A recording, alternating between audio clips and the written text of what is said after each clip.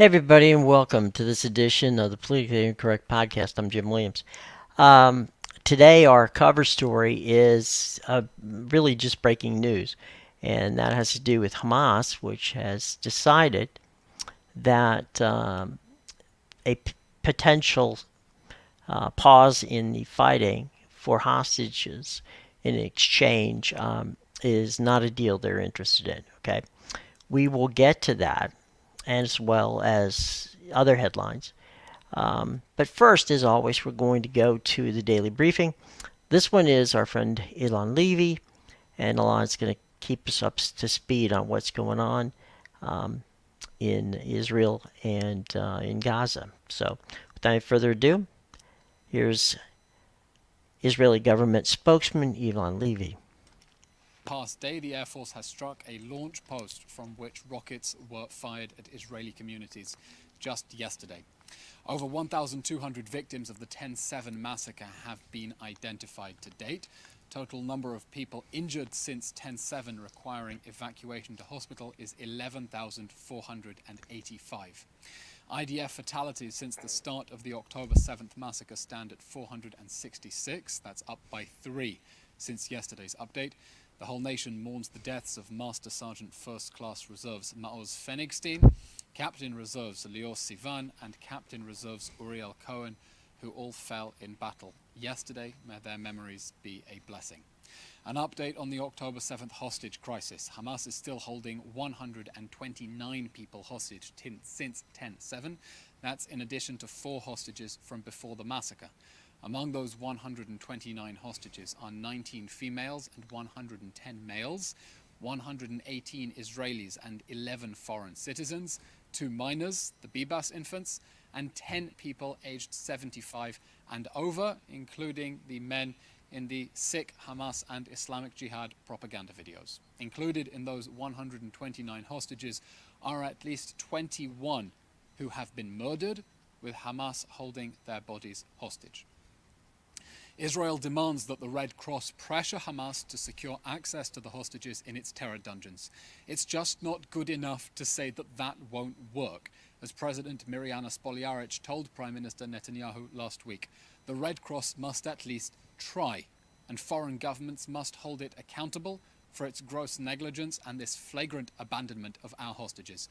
We all saw that tweet from the Red Cross yesterday listing 11 groups that are protected under the rules of war, and we are horrified by the glaring omission of hostages from that list, which it's difficult to believe was entirely by accident. We demand that the Red Cross start drawing attention to the plight of those vulnerable hostages in the Hamas terror dungeons and pursue every avenue to visit and treat them before their release. We remain committed to that pledge. No one left behind. Some operational updates. Israeli forces continue their targeted operations against Hamas terrorists and infrastructure as we dismantle the Hamas terror state. Since 10/7, we have uncovered approximately 1,500 Hamas terror tunnel shafts and tunnel routes in the Gaza Strip, most of them under schools, hospitals, mosques, and yes, even UN facilities. We are continuing our targeted raids to uncover Hamas weapons caches, exposing weapons production sites and a large storage facility in Al-Atatra and Jabalia. We are acting to thwart Hamas's despicable human shield strategy and its deliberate attempts to endanger civilians and evade justice after its crimes against humanity.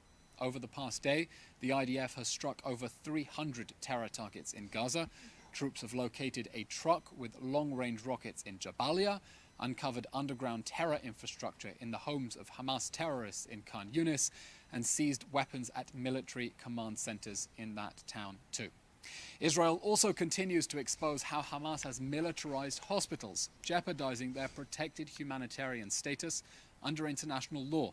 Yesterday, we revealed how the director of the Kamal Adwan Hospital in Jabalia confessed that Hamas had converted hospitals into military facilities and that he was in fact a high-ranking Hamas officer. This is the same Kamal Adwan Hospital from which dozens of Hamas terrorists surrendered last week with their weapons above their heads. Ahmed Kahalot told investigators that he was recruited to Hamas in 2010 at the rank of brigadier general, and the hospital retained Hamas military operatives as medical staff. Hospitals must be protected. They must be protected from Hamas. Unfortunately, too many international officials have been tacitly complicit with Hamas's crimes. Instead of demanding accountability, they cover up for Hamas and they try to shift blame onto Israel to cover up that fact. We refer, example, to recent calls by UN officials calling for an investigation into the Israeli raid on that hospital when they should be investigating how Hamas turned it into a military base right under their noses. We demand that the World Health Organization, Red Cross, and all other aid agencies active in Gaza condemn Hamas for waging war out of hospitals and jeopardizing their protected status, and we expect foreign governments to hold them accountable for failing to do so. We are deeply moved by Ayelet Levi Shahar, who is speaking out on behalf of her 19-year-old abducted daughter, Nahama. International condemnations, she says, have been too little and too late. We now know where the UN Women Organization was for the 55 days before it condemned Hamas's use of rape as a weapon of war.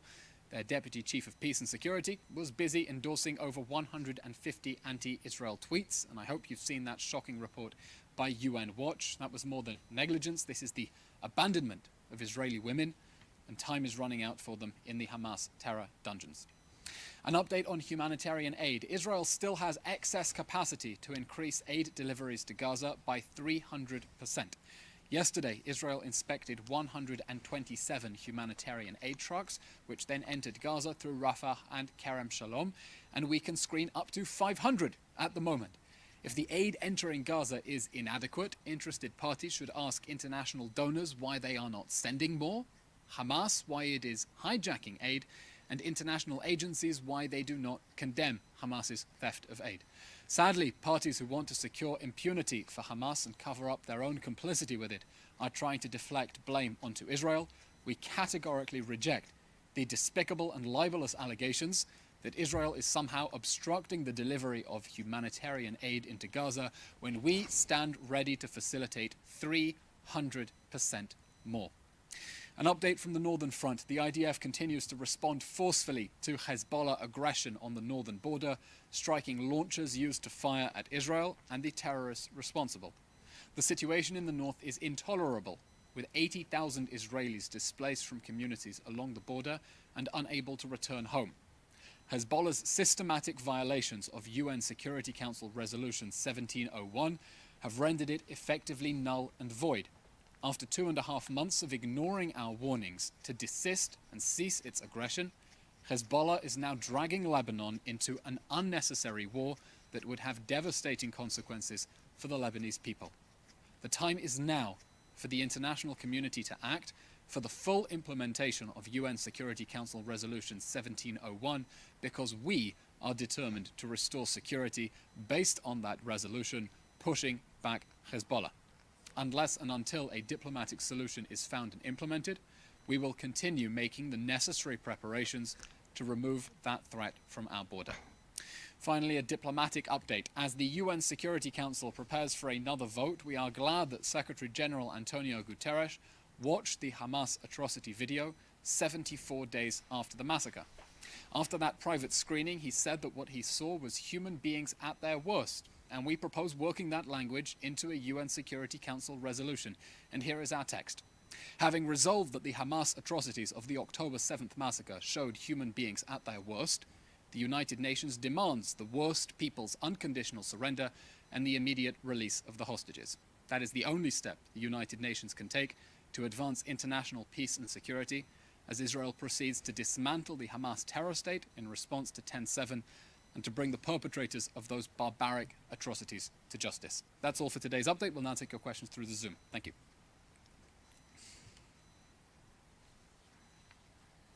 The first question is from Lior Soroka of The Washington Post. Can you comment on the newly published information regarding the death of the 3 hostages by the IDF? Was there a video in which they are being heard asking for help in Hebrew? Did the army kill the Hamas militants who held the hostages before the incident occurred? That tragic incident is, of course, being investigated fully by the IDF, and everyone in Israel is asking how on earth a tragic accident like that could happen. We know that our forces are operating in impossibly difficult circumstances in which Hamas is operating in civilian dress, out of civilian areas, trying to lure our soldiers into ambushes, including by trying to lure them into thinking that they are going to save hostages, and that is being investigated. As for specific information coming out of the IDF investigations, the IDF will of course continue to update and will continue to be transparent about the results of that investigation, but that information, as and when it comes out, will come from the IDF. Question is from Hannah Julian of the Jewish Press. Foreign Minister Eli Cohen today said Israel is coordinating a maritime corridor from Cyprus to Gaza to facilitate future transfer of goods. Will the Kerem Shalom and Erez crossings be permanently closed? And when is this likely to take place, if so?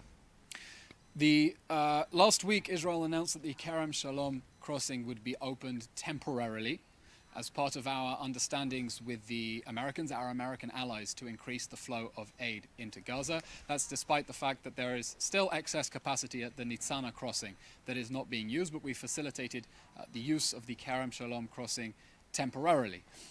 As part of those understandings, the United States has also undertaken to fund an upgrade of the Rafah crossing to ensure that in future all aid will be able to enter through Rafah and will not need to enter through Israeli crossings. The fact that aid is entering from Israeli territory, I'll remind you, means that Israel is going above and beyond its obligations under international law to allow humanitarian aid to reach the people of Gaza. There is no obligation under international law to allow one's own territory to be used to deliver supplies to enemy-held territory across a hostile frontier. Definitely no international precedent of that. We're going above and beyond our obligations as part of our diplomatic undertakings and concern for civilians in Gaza, but the plan is that the Kerem Shalom crossing will be open only temporarily. This is not a permanent solution as far as we are concerned. Is from Emily Rose of Reuters. Could we get an update on a potential hostage deal? Also, what is the expected hike in import prices from the disruption of incoming shipping to Israel? Emily, your first question on the hostages, I'm afraid I can't comment on sensitive negotiations that may be ongoing to secure the release of the hostages. These are sensitive issues with human lives in the balance, and the less we say, the better. We'll just remind you that Israel had hoped that the previous hostage release pause would continue. And just as Hamas started this war on October 7th, it restarted this war on December 1st when it decided to terminate the hostage release pause, not release 10 hostages on the last day, not release all the women and children as it was obligated to do so, and to resume rocket fire towards Israeli cities. We already had enough violent Palestinian criminals in our jails lined up to secure the extension of that hostage release pause by a few more days, and we think it's regrettable that Hamas decided to terminate that framework and resume hostilities against us. As we've said from the very beginning, we have two main goals in this war: to bring back all the hostages, no one left behind, and to destroy the Hamas terror state in response to 10/7. And we will, of course, welcome any opportunity to get hostages out of Gaza. That is a top priority for us. But beyond that, I can't comment on sensitive negotiations other than to say we're committed to that pledge. There will be no one left behind. And everyone in here, I'm wearing this dog tag around my neck to remind us that none of us are free until all of them are free. As for your question about the Houthi terror pirate threat, I have no immediate data about what the economic repercussions of that terror piracy would be. We, of course, welcome the international coalition of 10 navies to repel the Houthi terror pirate threat. This is a threat not just to Israel, but to global maritime trade, to the peace and security of international maritime routes. It is a global threat, and it is right that that be dealt with on a global level, and we thank our American allies for that forceful decision to secure freedom of navigation on the high seas. It's from Brian Peich of the Washington Post. Will Israel get involved in dealing with the Houthi attacks on Israeli-associated ships in the Red Sea, as the Israeli ambassador to Russia said it may? And is Israel prepared to mitigate any economic impacts from the shipping delays? And does it have a response to Malaysia banning any Israeli-associated ships docking at its ports? As for your question about the Houthi terror pirate threat, as we said, this is a global threat. It is correct that this be dealt with on a global level. We salute our American allies for leading that response. As for specific Houthi attacks on us, and we've seen missile fire as well, that is a threat that will be addressed. Beyond that, I cannot elaborate other than to say that threat will be addressed, and we stand shoulder to shoulder with our American allies and foreign allies, treating that as a global threat. As for your specific question about Malaysia, I don't have any immediate information at hand. Not surprising, given that Malaysia has no diplomatic relations with Israel and has been known for a while as a very fervent hotspot of anti-Semitism, very virulent anti-Semitism, in fact. And we think that all nations concerned for international peace and security and the peace of global maritime trade should stand up to the Houthi terror pirate threat and should not be collaborating or lending a hand with attempts to obstruct freedom of navigation on the high seas. Okay, that's all the questions we have today. We will update you about the timing of the next briefing. Everyone, keep safe. Thank you very much. All right, thanks to Elon for that update.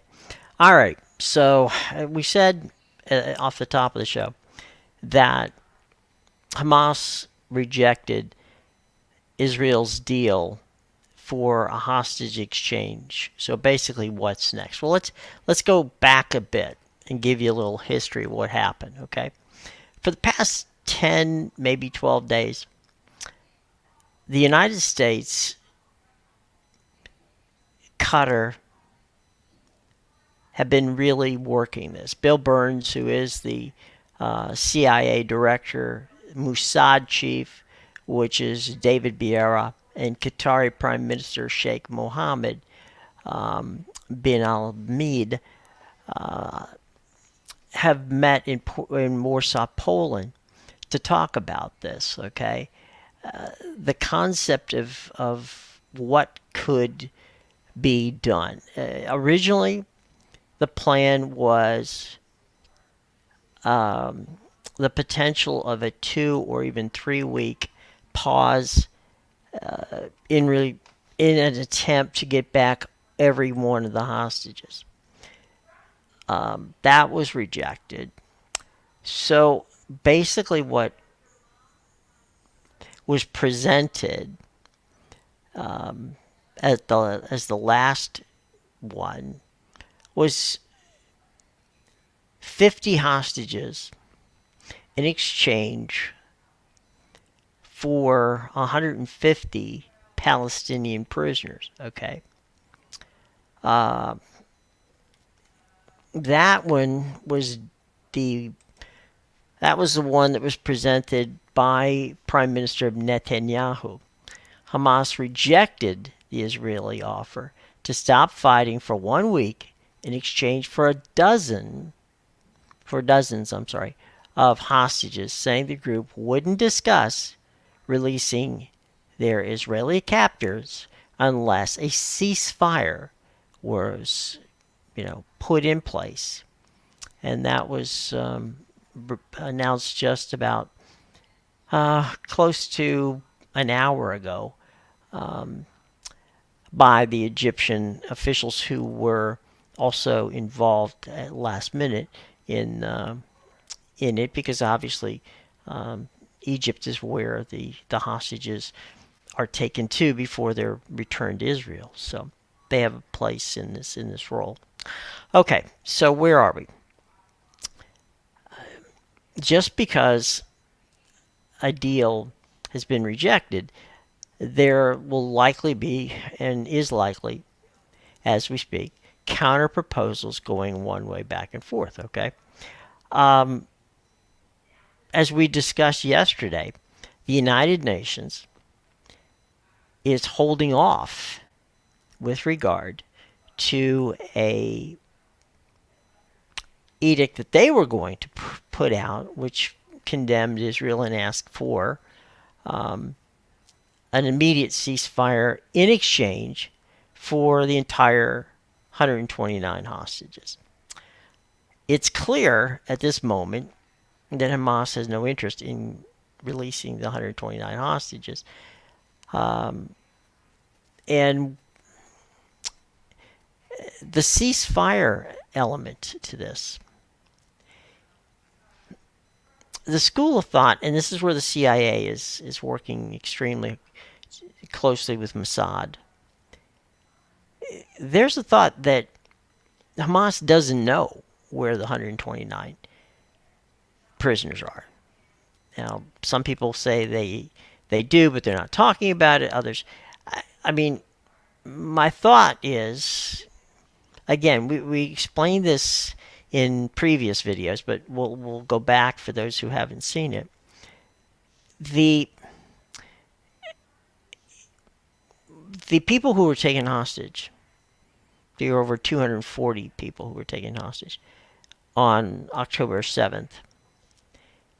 Some of them were taken hostage by Hamas proper. We'll call that what it is. Okay, it's a terrorist organization with some, splinter groups, right? The people who are in some way affiliated with Hamas, or even, for that matter, sympathetic to Hamas. So, all right, you've got these rogue bands of Hamas who likely have grabbed up some of these hostages and are holding them,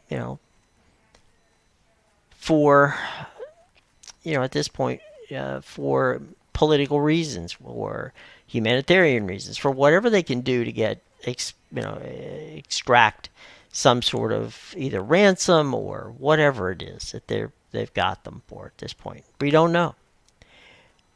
We know there's 129 people that are unaccounted for.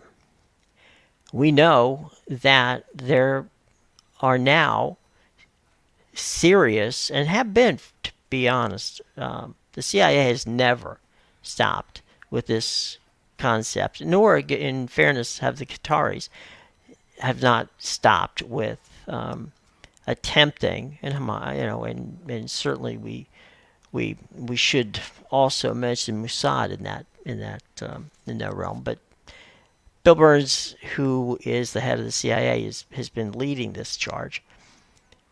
They want to figure out a deal, and they think that they can do that.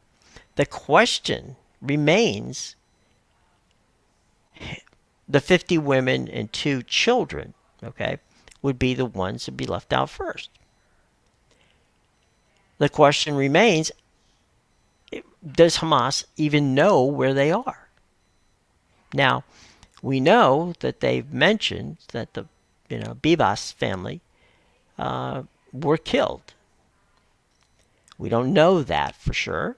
We hope that's not the case, but we don't know.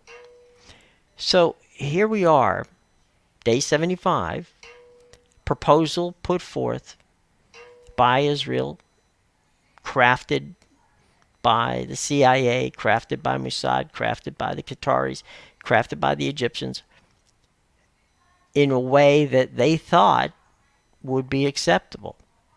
Clearly, it's not right now. So you have to ask the question, where do we go from here? Okay?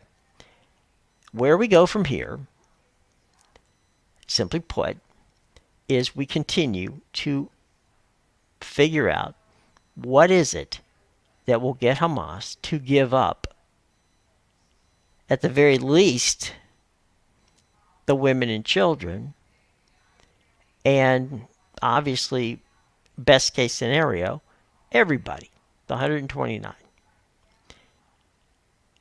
So that will continue. They will continue to negotiate, try to figure out a way this works. What happens until then? What happens until then is Israel will continue their military action in Gaza. I mean, that's not going to stop. And there will be continued casualties. There'll be continued casualties on both sides. Okay? What is likely to happen is that the UN, knowing that the United States is going to veto any resolution that they might pass, is going to likely either put one on the record or stand down, at least for the next 24 to 48 hours, maybe to next week with regard to that. We don't know that because, again, this is news that was just brought in.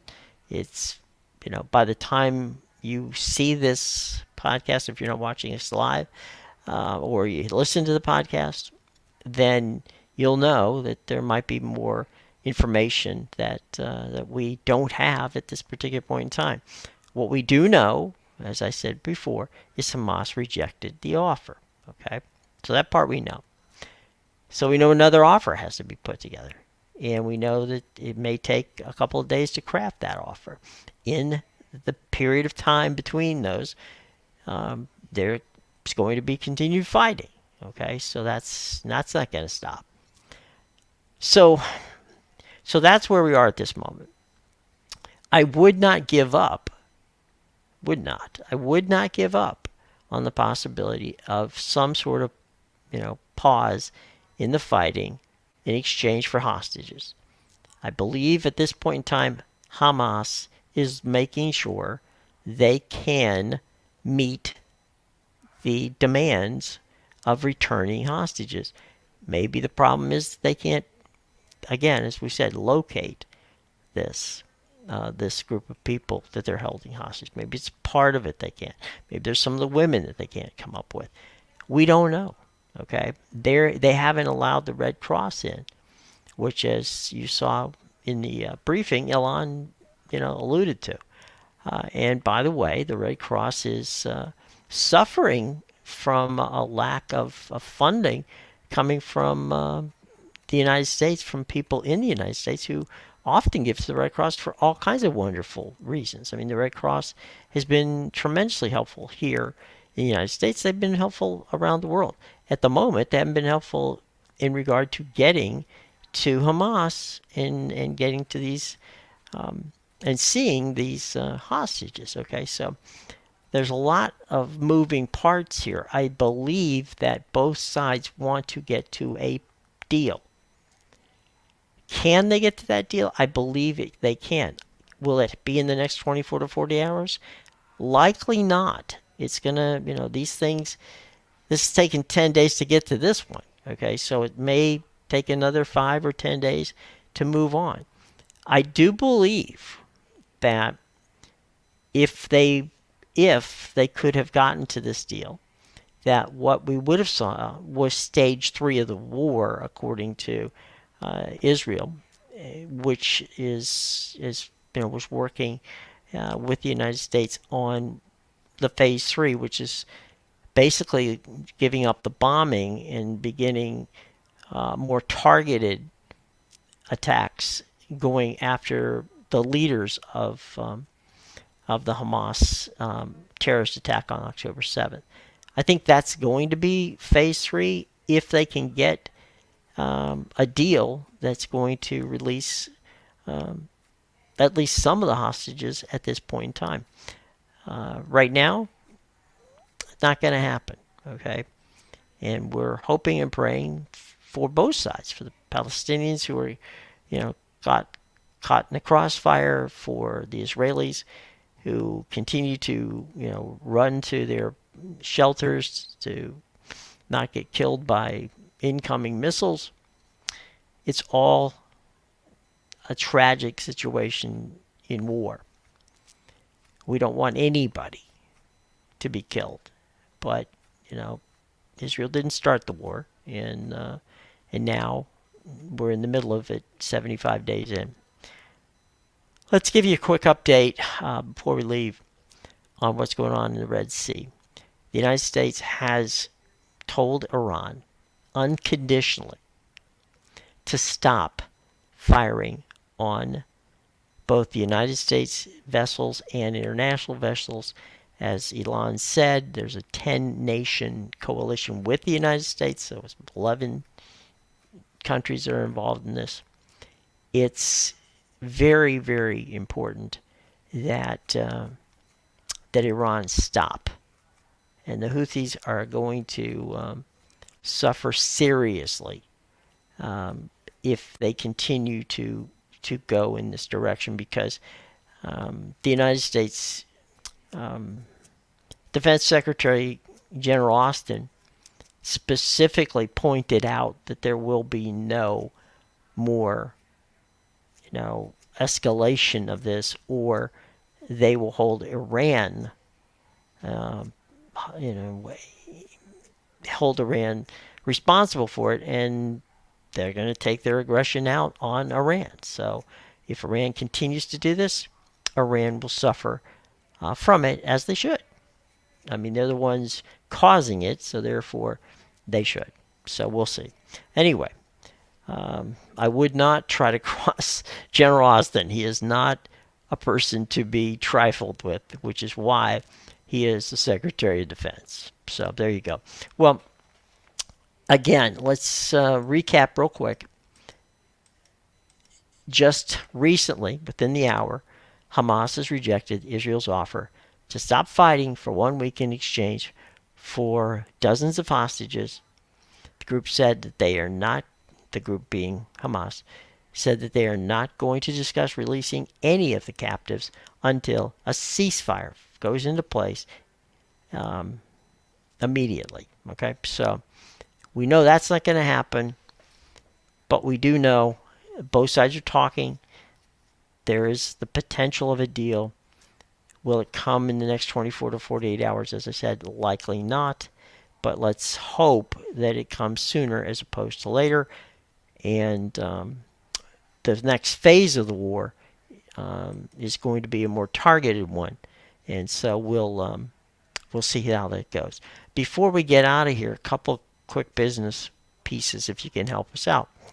As you can see on the crawl down there, we would love for you to subscribe, to hit the bell, and to like us. I mean, it costs nothing. We would just like you to do that if you could. It helps us analytically. Also, if you leave comments, I mean, we want to know what you think, right? This is an interactive show. If you have questions you want me to ask Elon or Secretary Blinken or any of Secretary Austin, leave them in the comments below. I'll ask. If you are pro-Israel and you think you have some plans and ideas of what could happen if there was a two-state solution, by all means, leave it. If you're if you feel that Israel is too aggressive in their battle with the Palestinians and in this case, obviously, Hamas in Gaza, that the collateral damage of the Palestinians is too excessive, then leave those kind of comments. I will promise you that we will, without fail, answer everybody's comment in the comments below. So if you have a question or a comment, leave it down below. You've got my social media. By all means, feel free to hit me up on X or Instagram or any of the other places where we have social media. Okay, so by all means, that's something that you can do. All right, one more quick question, and or should actually not really a question, it's a request. If you're listening to us on the podcast, okay, which you can get at Apple, Amazon, Spreaker, Stitcher, Spotify, iHeartRadio, TuneIn Radio, Audible, and many, many other places, wherever you get your podcast, do us a favor and give us a 5-star review. Tell us why you like us or why you don't like us. But it would be nice to do that. So subscribe on the YouTube, and you'll know when when it's coming up, and you'll get to see our when we start having guests here in the next couple of weeks.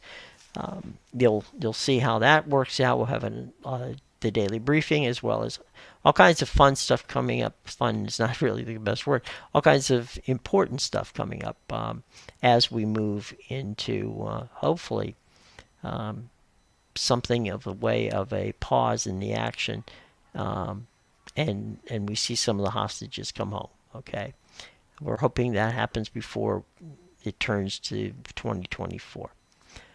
So, without any further ado, I appreciate the time and interest that you guys have shown in us. We haven't been a week old yet, so on this particular iteration of the podcast, meaning the video portion of it, and we're working it out with, as I said, the guests and all kinds of fun and interesting things coming up. So keep an eye out for that. And we greatly appreciate you spending time with us. Until tomorrow, everyone, stay safe. Prayers for everyone on both sides that we get to an ending that everybody can live with sooner as opposed to later. Have a wonderful and safe day. We'll see you tomorrow right here on the Politically Incorrect Podcast. I'm Jim Williams.